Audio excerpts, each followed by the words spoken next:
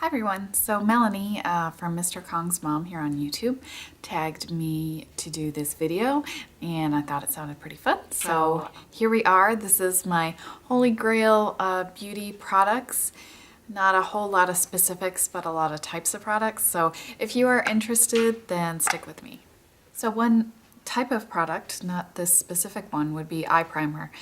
This one is Too Faced Shadow Insurance and Lemon Drop. I really like Shadow Insurance. I like LORAC behind the scenes eye primer as well. Urban Decay primer potion is okay, but it doesn't work the best for me personally. But that was such a game changer when I discovered eye primers. I was very late to the game because my kind of using makeup went in and out for quite a few years. And I didn't really get into it until, I don't know, 2011 or so. So finding that, it was like, oh. Primers help the color, they help the fading, and best of all, I think most important of all, they keep things from creasing, and that is awesome. Two of these are not as relevant now. I started dyeing my hair again, but before I did, my hair was kind of a slightly reddish brown with some blonde and some gray. So I really wanted my brows to be brown, but finding something that's cool enough so that it doesn't turn orange on me is pretty hard since I have very fair skin. So one pencil that I thought was really great, it's from Studio Gear. It is the Professional Brow Definer, and this one's in medium ash. And what I love about this is that the price is really nice. It's a nice color. It's easy to use. I feel like you get a good amount of product, and I just like it. Really nice pencil. I think it was something like $13. You can get it at Ulta.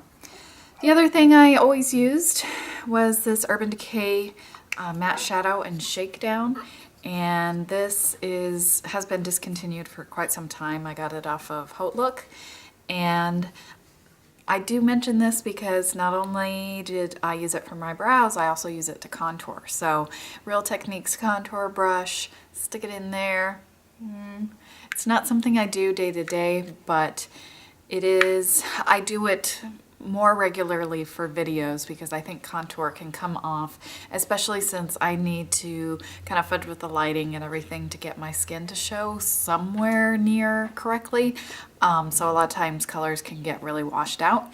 So I think this helps kind of give my face a little bit more definition, and it's a nice cool tone.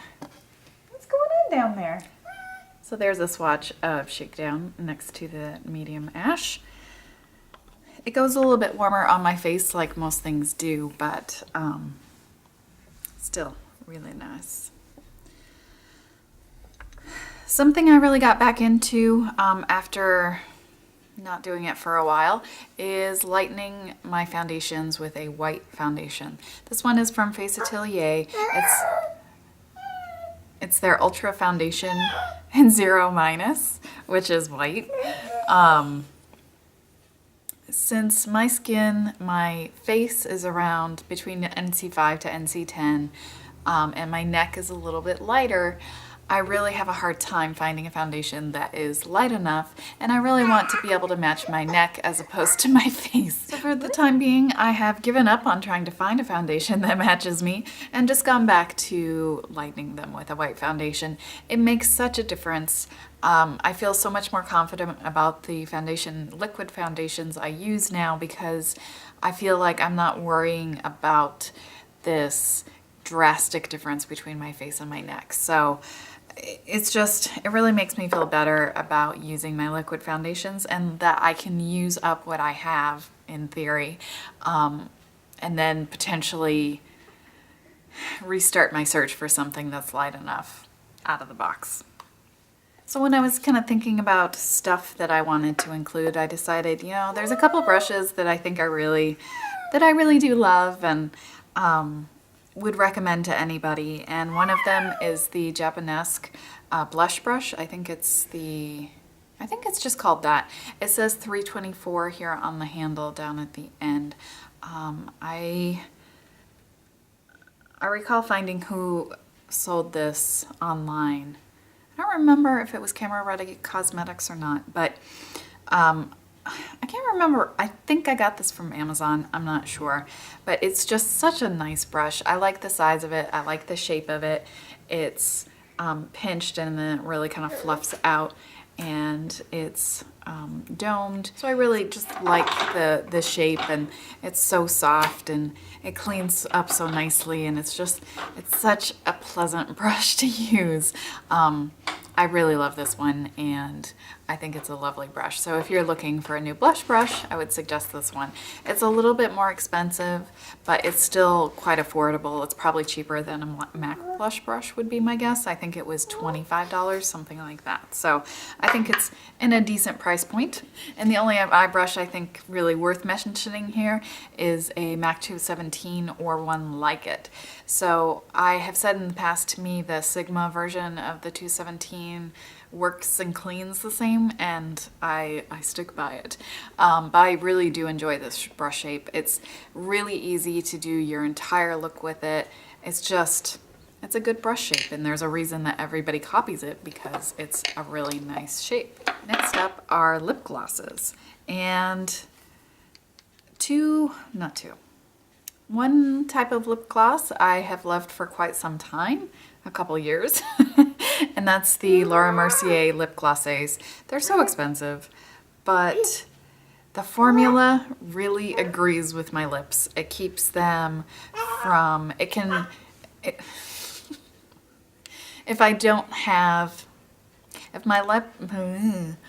my lips are dry, I can put these on and they'll keep my lips from getting flaky underneath them. And that's quite a feat. This one from Buxom, the one I have is full-on lip cream in White Russian. This one works pretty similarly. If I don't put on my lip balm, which I will mention in a moment, I can put these on and know that my lips aren't going to be in horrible condition later. I can't do this all day, but if I go for like one session of lip color without my lanolin underneath and these on top, I'm pretty good. So that says a lot, because I have such problems with chronic lip flakes and dryness, and I hopefully have a video on that very subject up now, and I'll link that below. And I'm sure I have a blog post or two about these Laura Mercier lip glosses and how they work for my lips. I kind of waffled over including this, but this is the CoverGirl Clump Crusher mascara. I wouldn't say this is my favorite mascara in the world. So it's like, well, why are you including it? And the reason I have it is that I think this is going to take the place of Lash Blast Volume for me. That has been my fallback mascara for a really long time, since it came out really. I always like trying new things. I have good lashes to begin with, so just about any mascara is going to work well for me, and they all kind of work similarly for me. There isn't a lot of variation. I can pretty much get the look I want with almost every mascara. It just depends how long it takes and if I have to comb out clumps and that kind of thing. So anyway, Lash Blast Volume has been the one when I can't figure out what mascara I want to try next, so I'll just grab one of those. It has a good price, it works well for me, it's consistent, etc. I think I like Clump Crusher a little bit better than Lash Blast Volume just because of the brush. I find that I'm not as likely to poke my waterline with the brush on this one, I think because the bristles maybe are a little longer or something. Something makes it so that I'm not stabbing myself in the eye with the brush. So that's a win. So this, I think, is going to turn into my, when in doubt, pick up that mascara. And I think that says a lot about it. For me, I don't have problems with any mascara transferring and smudging and that kind of thing. So I mean, my needs for a mascara are super low. 3 more things. That is all the makeup and makeup tools. Skincare, this CeraVe Facial Moisturizing Lotion PM. I had gotten this because it was rated best in Paula's Choice Beautypedia, and I just love how this applies. I really like how it absorbs into my skin. It's such a pleasure to use. There's something about it that feels just like a really excellent formula. I like that it's a pump. There's just so many things I like about this, and I'm really impressed with it. I love using it, and actually I use it during the day as well because right now the SPF I'm using is not moisturizing at all. So I just put this on first, then I put the SPF over, and it actually makes my SPF go over my skin so much easier because it is. So really, really love this. It's rated best with Paula's Choice for a reason. It's got a bunch of antioxidants and good stuff in there. So if you're looking for a new nighttime non-SPF moisturizer, I would definitely recommend this one. And it says for normal to dry skin. My skin is a little bit more combo oily. It used to be very oily. I don't know if this would have worked as well when my skin was as oily, but where my skin is now, which is kind of slight to moderate oil in my T-zone and more normal to dry elsewhere. Really good, really like this. For exfoliation, I know a lot of people say Clairsonic, but something that I've started doing, I use chemical exfoliation in the form of BHA salicylic acid all over my face, and that's from Paula's Choice, and I will link to my skincare routine video below if you are curious.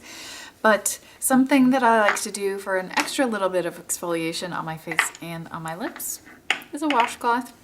This has, I think, really just, it keeps my skin super soft.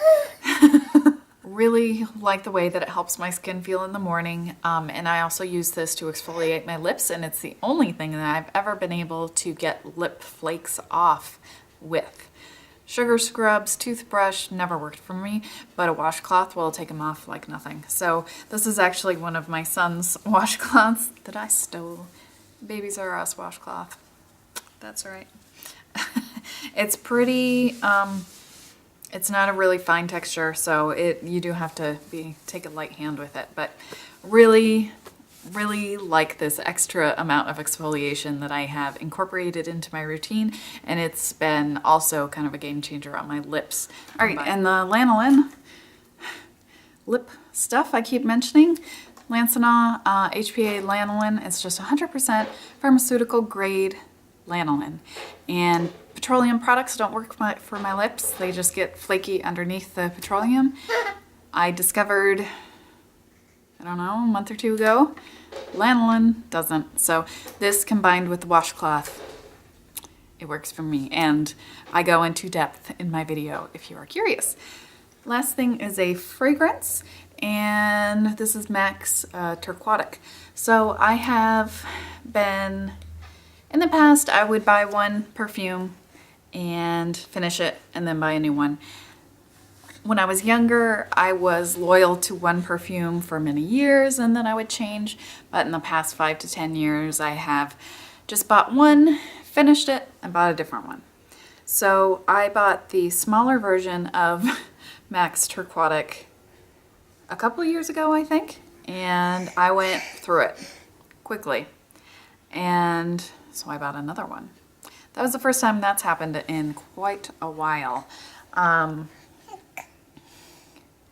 It's a very kind of fresh and clean scent. It has some cedar. I really like woods. It's a lot lighter than what I would often wear. Those corners are really sharp. One complaint I do have is the packaging. Like, it has these ridiculously sharp corners on it. Which when you're like spraying it, especially on the smaller bottle, when you're holding it and spraying it, it can be kind of pokey. So, you want to show everybody? Really, the full-size version or the larger version is a really pretty bottle. The smaller one is kind of so-so. And yeah, I really like the scent. And it has a rather large distinction in that it was one of the very, very, very few scents that I could use when I was pregnant. So I have a very strong sense of smell, and I don't feel like it got any better when And I don't think it got any better when I was pregnant. I think I already was kind of maxed out on sense of smell, but a lot of scents made me queasy. So body wash, lotions, so many things made me queasy, but thankfully Turquatic didn't. So I could wear a fragrance, and that really made me happy that I could wear something when I was pregnant. That and the cucumber something Dove body wash. Those were the only two scents that I could really hack when I was, those were the only two scents that I could really tolerate when I was pregnant. So that definitely gives it some extra happy feelings for me, is that, you know, that was something I could wear when he was in my tummy. Mr. Giant Head was in my tummy. Giant baby.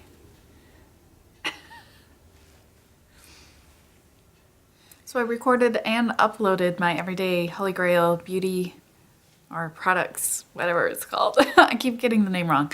Tag that Melanie had tagged me for, and I realized I forgot two things. So one of them is the Real Techniques sponge, but any sponge that works like this, so I'm guessing the beauty blender as well.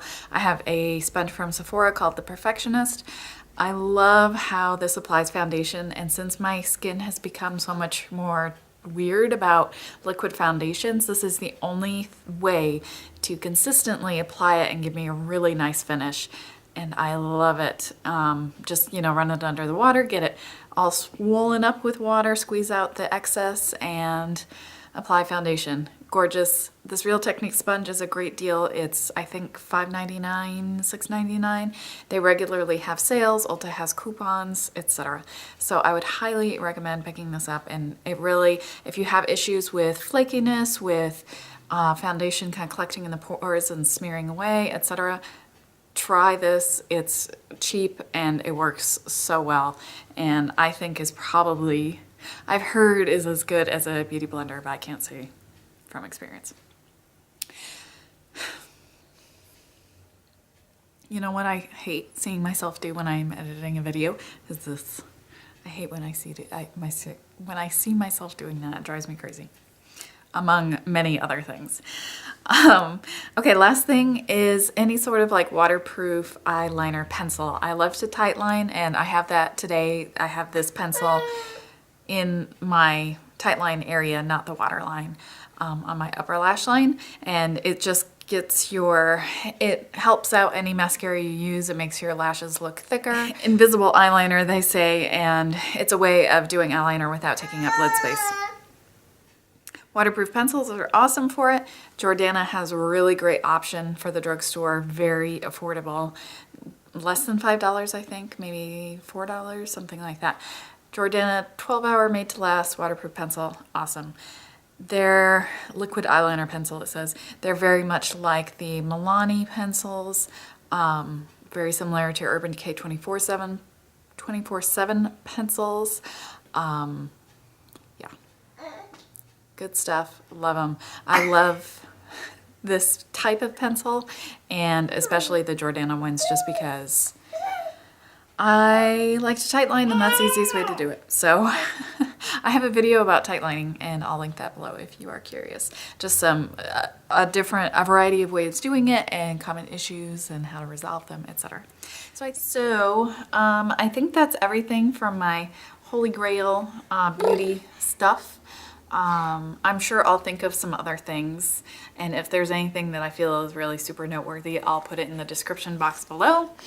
Otherwise, let me know if you've tried any of these things out, and if they worked for you, and if you liked them, and what your Holy Grail beauty products, a couple of those are. I would love to hear it. When I think about it, really, I get tired of things quickly.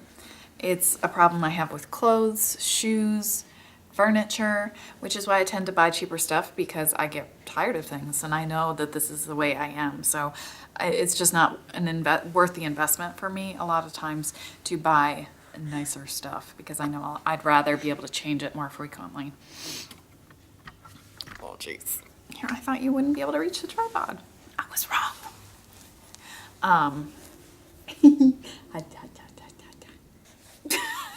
It seems to be the same kind of thing with makeup. I have difficulty falling in love with something and staying in love with it. I might love something for a month or two, but a lot of times by the next month, I'm in love with something else. So it's pretty unusual for me to find things that I really think I'm going to stick with in the super long term.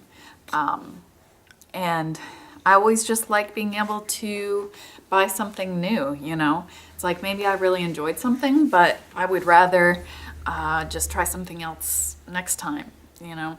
So it's hard for me to really find Holy Grail type stuff. So anyway, I hope you are having a wonderful day, and thank you so much for watching and subscribing and commenting, and I will see you soon.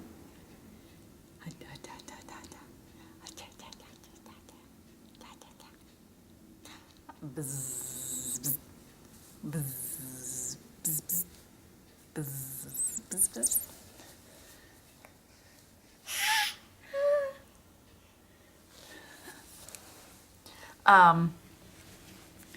And